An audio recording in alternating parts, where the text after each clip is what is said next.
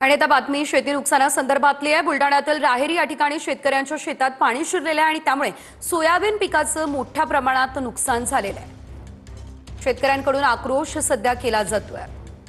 शिवाय जळगावच्या चाळीसगाव तालुक्यातील 7ही मंडळांमध्ये अतिवृष्टी झालेली आहे। हातातोंडाशी आलेलं कपाशीचं पीक पूर्णतः उद्ध्वस्त झालेलं आहे। शेतकरी सुद्धा हवालदिल झालेला आहे। बीडमधील रेणा नदीच्या पुरामुळे साळुंकवाडी या शिवारामध्ये पूर्णतः पावसाचं पाणी आहे। 48 तास उलटले आहे। शेतात गुडघाभर पाणी तसंच साचलेलं आहे। ही तीनही दृश्य बघा। बुलढाणा, जळगाव, बीड या ठिकाणची ही तीनही दृश्य, या दृश्यांच्या माध्यमातून परिस्थितीचा अंदाज आपण बांधू शकतो।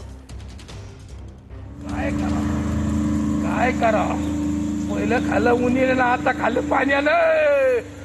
पहिलं खाल्लं उन्हीने ना आता खाल्लं पाण्यानं। आता काय करा। कठीण आपण पाहतोय शेतकऱ्याचा आक्रोश, आपण पाहतोय